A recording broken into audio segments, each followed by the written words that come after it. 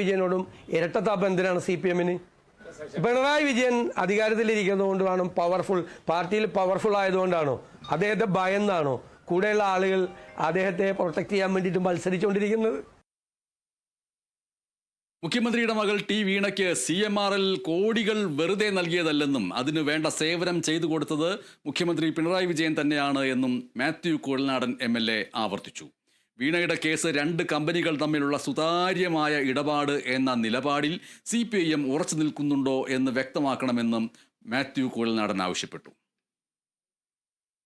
വീണ വിജയൻ എന്ന മുഖ്യമന്ത്രിയുടെ മകളെ ഡിഫെൻഡ് ചെയ്യാൻ CPM സംസ്ഥാന സെക്രട്ടേറിയറ്റ് ഇറക്കിയ പത്രക്കുറിപ്പ് എന്റെ കയ്യിലുണ്ട്. അതിൽ CPM എന്ന പാർട്ടി പറഞ്ഞത് ഇത് 2 കമ്പനികൾ തമ്മിലുള്ള സുതാര്യമായ ഇടപാടാണ്, ഇതിൽ അനധികൃതമായി നിയമവിരുദ്ധമായി ഒന്നും നടന്നിട്ടില്ല.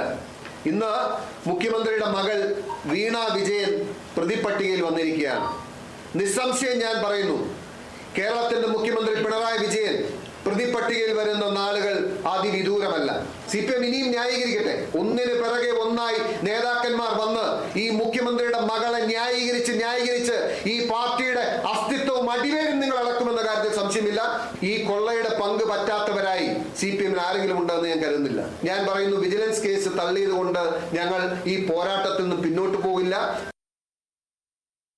മകൾ പ്രതിചേർക്കപ്പെട്ട സാഹചര്യത്തിൽ മുഖ്യമന്ത്രി രാജിവെക്കണമെന്നാവശ്യപ്പെട്ട് യുവമോർച്ച പ്രവർത്തകർ സെക്രട്ടേറിയറ്റിലേക്ക് പ്രകടനം നടത്തി. പോലീസ് ജലപീരങ്കി ഉപയോഗിച്ച് തടഞ്ഞു.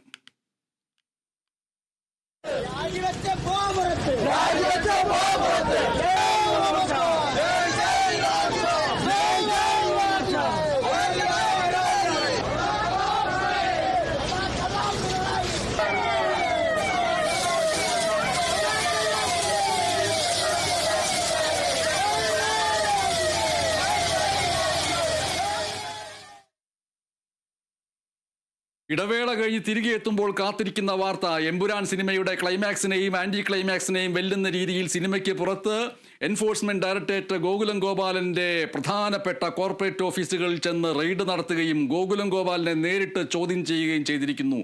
ആ വാർത്തകൾ ഇടവേളയ്ക്ക് ശേഷം.